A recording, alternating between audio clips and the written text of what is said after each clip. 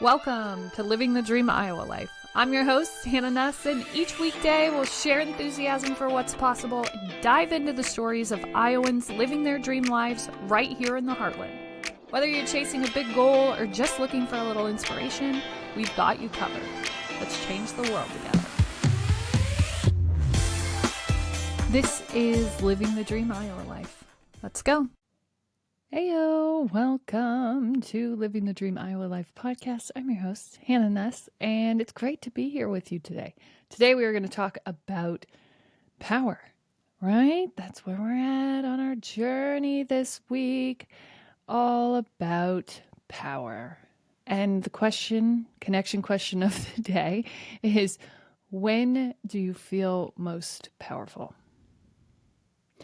And I will say, when I got into athletics, and definitely when I kind of got into my favorite sport, which is volleyball, which is the best sport. There are no better sports, and we can debate all day long on this, and I can give you every single 1,000,001 reasons why it's the best, and I will win because I will not be convinced otherwise. There are no better sports. And everyone who has kind of their sport of choice, they all have similar reasons, and all sports are good when they are used for people to come into their power center. Now, I think what is unfortunate is that a lot of times that power is sort of passed off.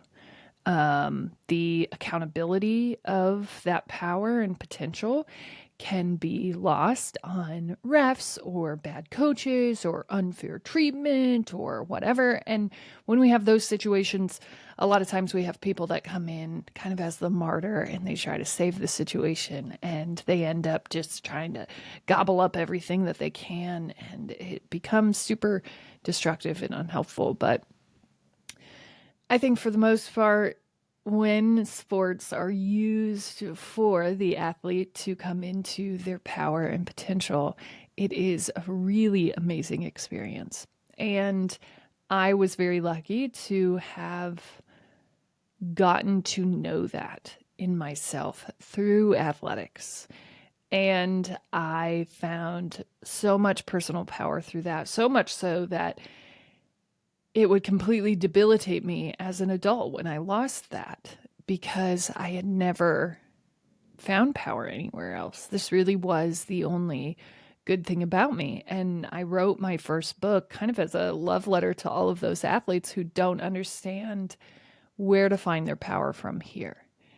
And like that can't let the sport go, even though the sport is like, nope, let me go. I'm good. It's running away. We don't need each other anymore. Okay, that blown out knee, that didn't work. That didn't convince you. Okay. This, and this. No, that didn't convince you. Okay. Right? Aren't we just funny as humans? So I wrote that book because I was really not understanding where just regular human in this everyday experience that is not kind of excelling their power in this same way, how do they know how to exist in this world? Especially when you're someone who kind of has boundless energy and excitement for things. This athletics are such a great outlet for all of that. Your body movement is very important for someone who is like that. So I loved every part of being an athlete. Even in the parts that I said that I hate, I loved it. I loved the discipline. I loved the culture. I loved working towards a common goal. I loved, please. Okay. No, don't take me back, because I am in a much better phase of life now. But when I was leaving that, there definitely was a power struggle that I didn't know that I could handle. This was my community. This was who I rooted to when I was sort of lost and looking in school. Who am I supposed to be? What am I supposed to be? athlete made the most sense. In fact, it made so much sense that that was the only thing that I rooted to. And I actually resented anything that was not that. I would not go out for choir. I would not try band. I would not do anything that was not athlete because I was so cosmically rooted to the athletic experience that I disregarded any other experience whatsoever. And I think that that's um that definitely is a more that's an issue, maybe a deficient root response, being strict and rigid in how you exist. And so I only let myself be that one thing. I'm like, I'm going to be this one thing. It's going to be so great. I'm going to be the best one thing that I can be, and I'm going to be an athlete. And so, athlete I was. And I root to that group. And then every time that I'm in practice, every time that I'm lifting or training or running or I'm in games, like, I am in flow. This feels great. I'm creating. I'm playing. I'm with my team. We're doing this together. It's so powerful. And then I just move into like, I can be that person. Who do you need? I got you. Right? And you're like hitting balls at people right in their face. And then you're blocking people and you're just all this power in your body and your mind and your spirit. And they're all just flowing as one. And you're just loving the entire experience, your team, the fans, your coaching staff. You're just in this whole bottle of amazingness. And this becomes your truth. This is your truth. This is who you are. Ah, how amazing to be this powerful, gorgeous human being who is just working in flow with other people and dominating the foe. And, how great does that feel? How true to our core being does that feel? And then, you're exploring, you're doing this, you're following and trusting your intuition, you're seeing the court, you're seeing the experience, you're watching, you know kind of what's coming next. And then all of a sudden you just feel like you are floating above the experience entirely. Like if you really get into it, you're in it. You don't even remember playing necessarily because you were just so deep in the flow of the game. You are fully there. There is nothing else to pay attention to in this world. You are just here, floating away in this experience of bliss and wonderment. And then all of a sudden, you don't get to be an athlete anymore.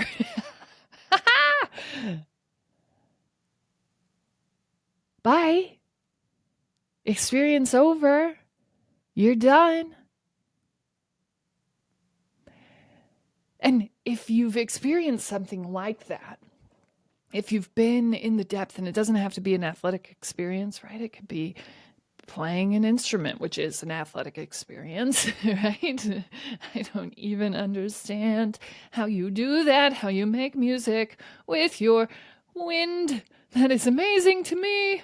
Or movement, right? There's a flow experience there. There's a flow experience in really thinking hard about things when we have like pro chess players, and usually it all revolves around a game, though. There's a training process. There is a discipline process to get there. And I think all of that collective rising comes from discipline. In the early stages of that experience, right, we're rooting to this experience. I chose a flute. Ooh, I'm going to play the flute. I'm going to root to that experience. I'm choosing the flute. I'm not choosing all of the instruments right now. I'm choosing and training on the flute. Great. I am going to create with my flute. I am going to be a Lizzo flute player, and I am going to be an epic flute player. That is what I'm going to be. I am creating. I am creating. I am creating music. I am putting something into this world. And then when I get good at it, when I understand I am doing this flute has become an extension of me. I start to come into my power source of this energy. And then I am like loving everyone and the entirety of this experience. So beautiful. Right. And then we kind of follow that up. This is my truth. This is my true existence. Right. And I think a lot of times we assign that to flute is my truth. Flute is true. Flute is true, right? And to me, athletic is true. Athletics and flow is true to me. And true to me is not the what, but the be, right? This is my truth, this collective rising, this ability to get to this level of experience. That is my truth. Whether it's flute or sport or work or podcast or whatever it is, fill in the blank. The truth really isn't about any one thing being the truth. It's not the flute. Right? And if you want a really great breakdown of what I'm talking about, go ahead and watch Disney's Soul, because they bounce on this a little bit, and they say like you don't have a purpose or a calling.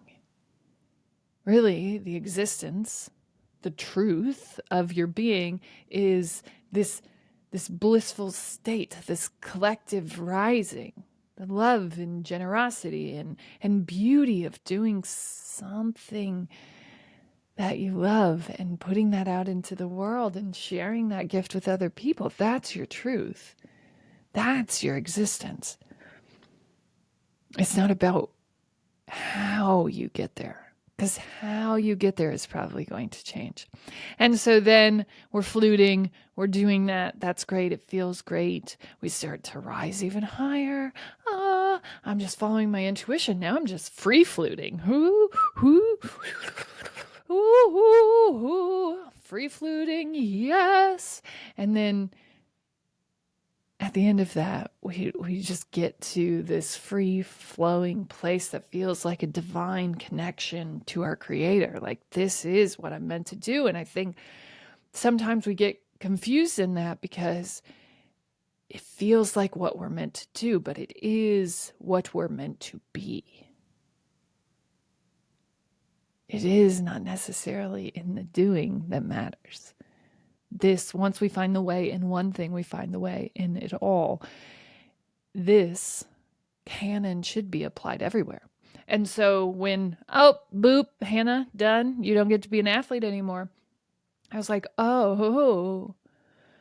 I won't have this experience anymore. That chapter of my life is done. I have no way to get back there. I'm done. I'm cooked.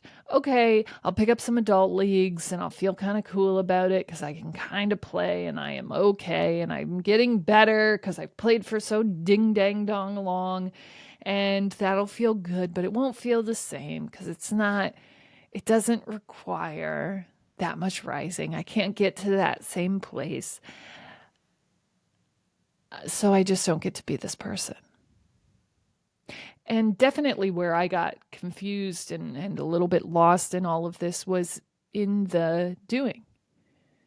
I thought it was the doing. I thought it was doing the thing. I thought it was being the athlete. That's really what I thought it was. This is my calling. And when the earth said, no, this isn't your calling. We will break your knee 100 times. What? 7 knee surgeries? Okay. Good luck with that. How are you going to move now? And then they were like, hey, you can't run anymore, you psycho. And they're like, and honestly, probably don't do anything that, like, you're never going to have mobility in this knee. Do not expect to crouch. You probably won't be able to get down on the ground and get back up again. You probably shouldn't be doing anything that is strenuous on this knee. I would say biking and swimming is the max, and do not expect to ever have full range of motion. Definitely do not expect this knee to like ever find mobility again. It is just going to be stuck where it is. And so that's a pretty good sign. I like, yep, athletic career done. There is no meniscus. Everything that you do from here is bone on bone, and that bone is only going to last so long, right? I left my last knee surgery with the hope that we could put off a knee replacement until 40. And my job was to be as light and non pressing on my knee as I possibly could, which of course I listened. Of course I did. Of course I did. Of course I did. No, I said, I do not accept that. I don't. And I believe that this is a mind over matter thing, and I have an able body. My body is fine. And kind of just kept following that. Now I run, I would say, probably 4 days a week and do yoga pretty actively on that knee. There isn't a whole lot of restriction to it. I would say that I have basically full range of motion. Some of the crouching on that knee, sometimes that can get difficult, but really it's mind. Is it difficult? Or am I telling myself that it's difficult? Am I giving myself a way out because it is difficult? Or can I kind of choose my mind? Is this pain? Or is this the pain of not pushing myself further? Is it a reminder of that pain? Is it a reminder of always choosing that bailout? Oh, I'm injured. Could have gone D1, but I was injured. Coulda, woulda, shoulda. Right? And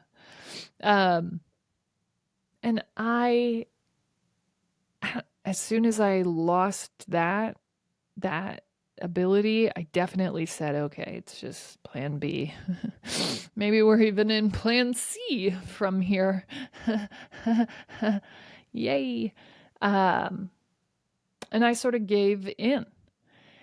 And then Emery was born. And I remember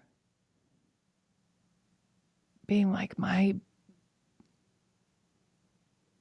can't look like this for her. And not even look like this. I can't feel like this for her. Like, she deserves active, super cool, definitely don't know how I'm doing that, mom, like active and engaged mom. And, you know, when I got pregnant with her, that was the first time that I had eaten unrestricted, non-anorexic, bulimic in probably 5 years. And so obviously my body was like, what?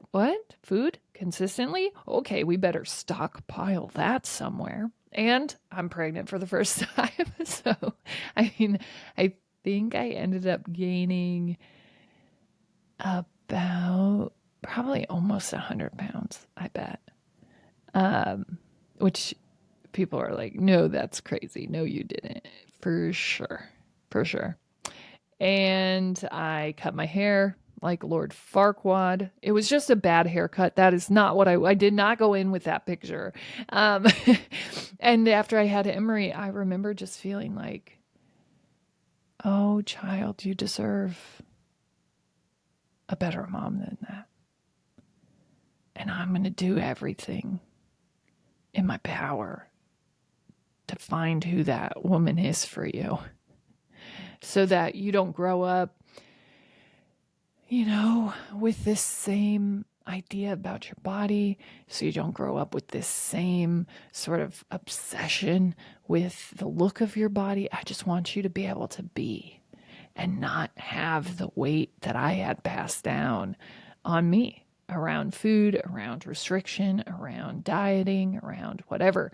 And I don't even know that it was as much that, as much as it just was this first step towards kind of rediscovering my soul. And I think that is one of the beautiful parts of having a child. It's like this first understanding that you are responsible for someone and they are watching everything that you're doing. And I knew I didn't want her to do the things that I was doing to myself, definitely prior to her being pregnant. And then I didn't want to fall into those same thoughts and patterns. And so I worked really hard to figure out what normal looked like, to rediscover power in my own body. And I got back into working out. I just had sort of lost myself in an eating disorder, in complete disempowerment, because I wasn't in a flow state anymore. I had no way to access that I could even imagine.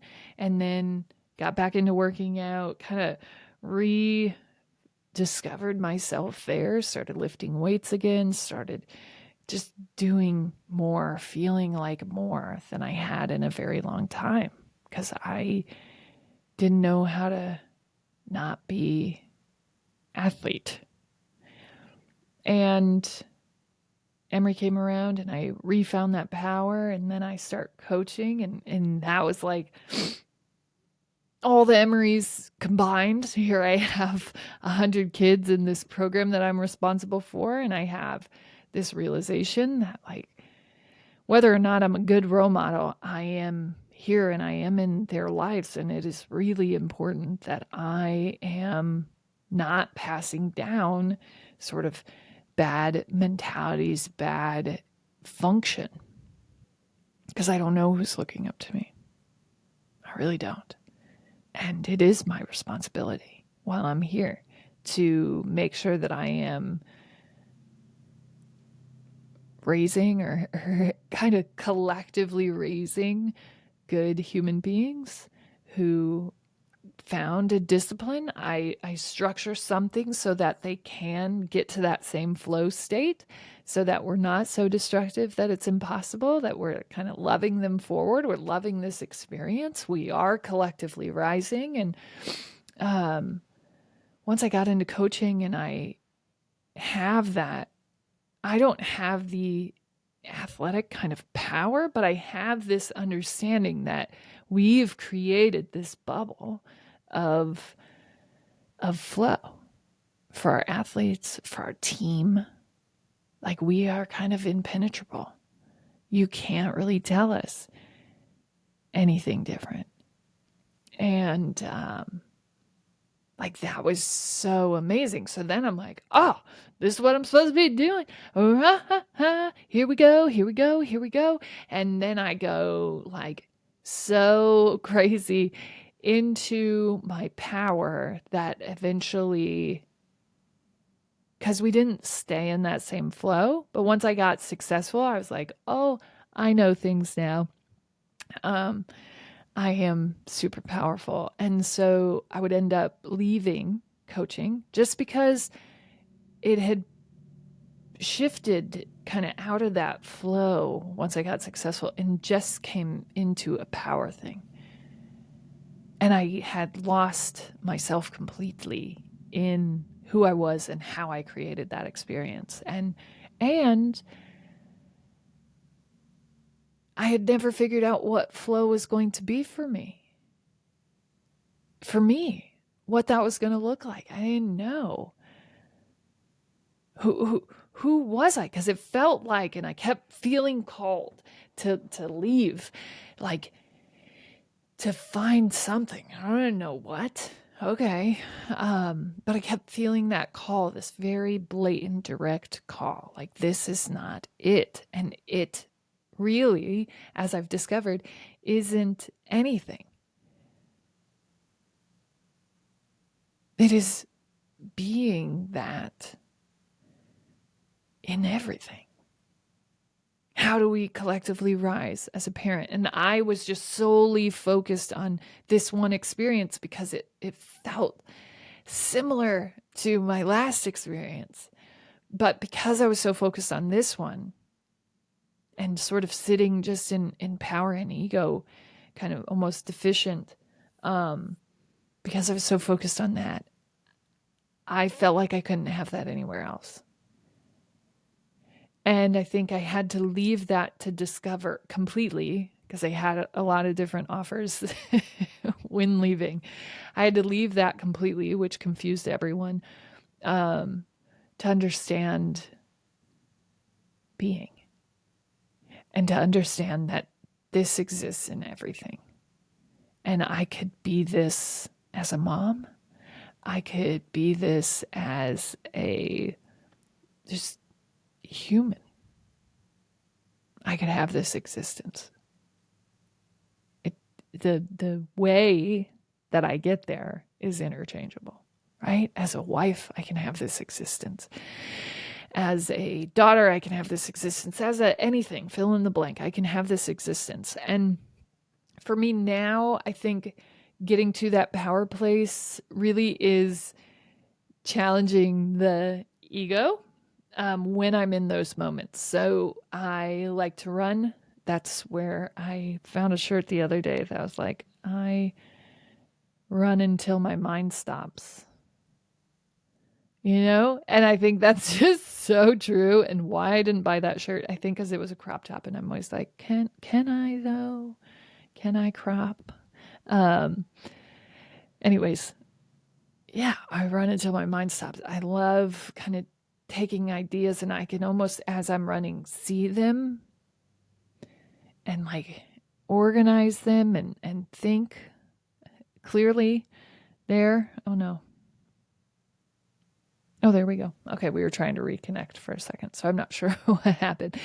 But that's running for me. Lifting, I don't love as much. I wouldn't say that lifting is a flow experience for me, but I do it. I feel powerful. I feel strong when I am lifting those weights and doing some of those power moves.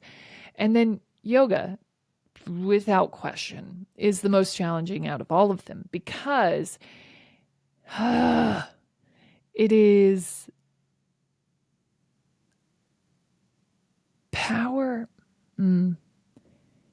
It is like a peaceful power, which is so conflicting for me because I am a power athlete. I am like, nope, we can just overcome our mind. We can make our body do it, and we can move fast and be powerful and push ourselves. And then in yoga, you're like, I can push myself, but in order to push myself farther, I actually have to be in myself. Like, I can't, there is no competition here. This is just me competing with my mind. And to get to the power place in yoga, you really have to be peaceful. And, right, there's nothing about sports typically that's peaceful. Like, you are hitting people in the face, you're blocking their ball, you're getting the point. Yeah. Ugh. It's so amazing, right? And we can understand how we get into a flow in that state. Whereas with yoga, it's like, I'm going to hit this pose. But in order to do it, I kind of can't come from that ego place. I sort of have to surrender and let go and just let things flow, let myself kind of collectively raise to that level and understand my body. And I have to fully be in my body and feel where it is holding back. And I can't do that in competition because I'm thinking outside of myself. And it is peaceful power and it is a challenge. But that is where I definitely feel my physical power most these days, because I am not an athlete in the same way that I used to be. And it is so challenging for me because my brain runs a million miles a minute, and it forces me to slow, if not stop, and forces me to really think about the movement of my body and feel completely. And I have a bright yellow mat, um, which is always like, wow, what a bold choice. But I think for me, yoga really is the rediscovery of my own power. And so every time that I come to that mat, that really is what I am looking for. I am here to claim my power. This is where I feel powerful now. And so much of my adult life, I had sort of resigned that I would never feel that power again. Because if I was meant to feel that kind of power, if I was meant to have that kind of experience, it would have had to have been through athletics. And now to have a discipline that calls me back to my power is this really amazing experience. And I do recommend um, anyone that has struggled with athletics and releasing them and losing that power. I think that yoga is a really powerful place because it sort of forces you to come into your power and eliminate the competition or the ego base of that power. Because the second that you're looking at someone else, you're going to fall. You have to be in yourself, in your body, which is something you have experience in as an athlete. But this time, instead of sort of overcoming a foe, you are overcoming your own mind. And that's really powerful. As always, you're smart, you're strong, you're beautiful. What are you going to do? Change the world. Dang it. Why is this mouse always somewhere else?